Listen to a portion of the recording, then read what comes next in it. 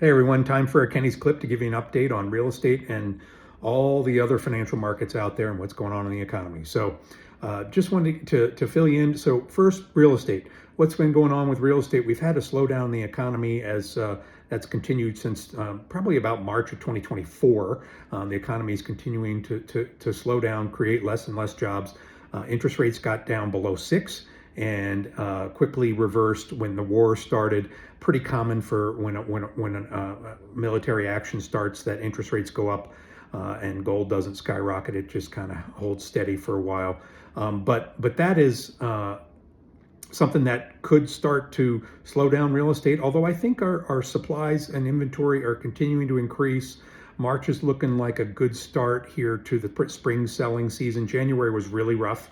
And I think February and March are showing some good strength, and we're going to continue to have some improvement in the number of transactions in real estate. So that's great news.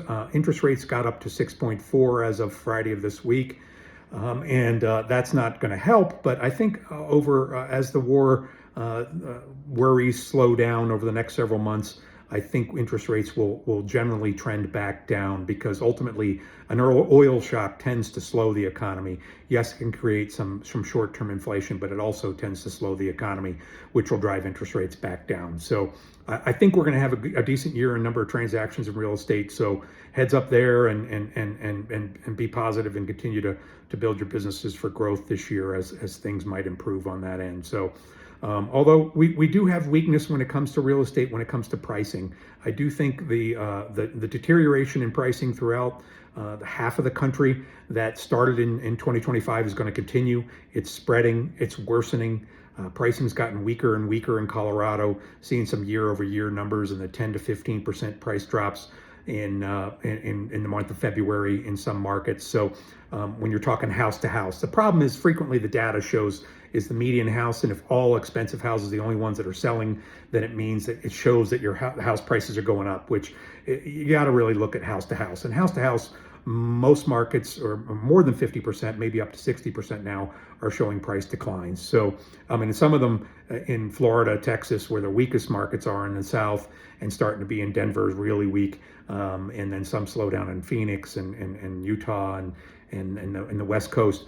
Some of the prices are down pretty substantially house to house. And foreclosures are also increasing in those areas. So as anybody that bought in 2019, 20, 21, 22 is starting to see some more foreclosures.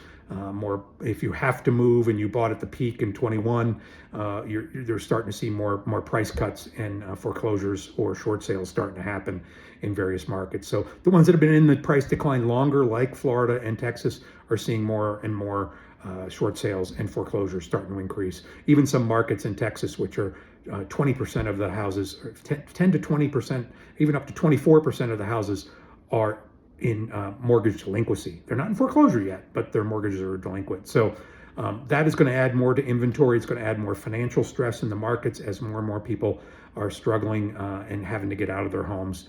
And hopefully, the ones that bought in the more in the boom right after COVID don't have to move, because those are the ones that are most susceptible. The strength is still continuing in the Midwest and the Northeast, price-wise, and transactions are still kind of weak there. Inventory is still kind of weak, although it seems to be improving. So I think the prices are going to hold up there quite a bit longer than the rest of the country, but I think that will ultimately end up deteriorating over time, just because the affordability. Affordability is what determines the price of homes, not this supposed shortage of houses that we're in. We're not in a shortage of inventory. We're just a shortage of inventory for sale. So that's really the reality of what's going on. There's 15 million at least homes that are vacant in the United States. There's a lot of second homes, people that are VRBOs that are empty, people that are trying to rent them, trying to unload their houses. So there's not a shortage of homes. It's just shortage of inventory, and that's going to continue to increase over time in various markets and lead to price decreases. So if you have someone in your family or friends group that's looking to buy, depending on where they are, I would be holding off. I don't think this is a time to buy for another few years in most markets. You could look at Texas as a place to start buying in the next year or two, but because they've already had 20% decreases in prices and it's starting to get more affordable, and even similarly in Florida. But ultimately, it takes years for this to happen. Just like the 2007, 8, and 9 crisis took years and years to occur. It seemed like an awful slow train wreck, but it was a train wreck. So when it comes to pricing, and so I think we're going to have more of that. It's going to cause some more stress on the economy as more foreclosures increase, as well as the commercial real estate market. The commercial real estate market is very weak still. The extend and pretend world where people are not even foreclosing on those buildings. My accountant just has a client that has a property that they tried to turn in the keys to the bank, and the bank said, no, go ahead, you just stay there, that's fine. They don't want to realize their losses. So it is still that weird world where things are worse than they appear. We also have the private equity and private credit problem that's continuing to expand and worsen, like I talked about a while back this summer. This is a problem that is continuing to get worse, and the cancer is kind of spreading, and there's people trying to redeem and get their money back that can't because these private equity funds have a limit on the redemptions. So there's been some runs on them, and that's because they're having investments that are going to zero or losing a lot of money. So a difficult world to be in. Don't be investing in private equity. You don't know what's going on in there. We've had a whole bunch of private equity companies, Blue Owl, BlackRock. There's companies at Deutsche Bank in Germany just had to write down like $30 billion. It is a mess, and it is going to continue to get worse. And as Jamie Dimon at JP Morgan said, there's cockroaches. Once you see one, there's more. That is continuing. We're stomping them out every week. There's another one to stomp on. So that's going to cause more weakness in the credit markets and more weakness in the financing and tightening of the banks. The banks are tightening the lending. JP Morgan just said they're not going to be lending to more money to these private equity companies, and that's going to slow down the liquidity in the markets, which will likely cause more issues. Similarities to 2007, 8, and 9. Yes, I just listed a whole bunch. And guess what was also in 2007, 8, and 9? An oil shock. And right after that, we had a massive recession. Am I saying this is going to be the same? I do think we're going to have a recession. I don't know when, but I do think a recession in the next few years is likely, and likely just due to all these factors of slowing down, job losses due to AI, and an oil shock. Certainly, if it lasts longer, that's certainly going to happen. Oil is a small part of our economy now, so it's not as big of a deal. But if we have super high oil prices for a long time, it's going to cause distortions in a lot of different markets and inflation, and the Fed will be less likely to cut, which is wrong because usually oil actually means oil shocks mean we need to cut because a recession usually happens. But as usual, the Fed will read it wrong. But anyway, so that's what's going on.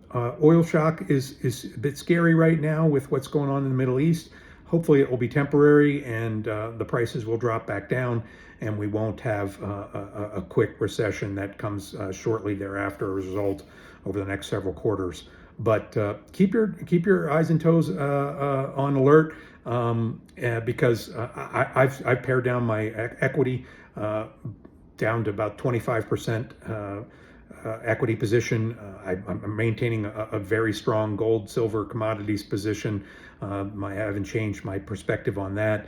And then I've still got plenty of Bitcoin, but I did sell an awful lot of it. And I'm waiting for a breakout. We need to get over 78,000 here. We're looking better. We're in the 70 to 73 range. If we can stay up there above 72, I think we're going to be looking better. And then if we break above 78 right now, those are the numbers that look at. Then I'll be getting back in when I hear some indicators that point me towards that, and I'll let you know. But right now I'm hanging tight with a lot of cash and looking for opportunities as they happen, and trying to remove the left tail risk of if the stock market drops. At this point, I've reduced my because we're in a market where We have a stagflationary type economy now for the next couple quarters is being projected. That's a much riskier economy than what we were in the last month or two or three, where we had more of a Goldilocks, where inflation was dropping and growth was increasing. Now with the war and other things that are going on, that's looking less likely. So got to be careful out there. And obviously, according to the disclaimers, we're not. This isn't financial advice, but take it for what it's worth. I appreciate you listening to Kenny's Clip, and please hit the like button and subscribe if you already haven't. And as I won't be sending these out as often in text or anything like that. So just subscribe if you want to hear future Kenny's Clips, and hope you have a great rest of the weekend.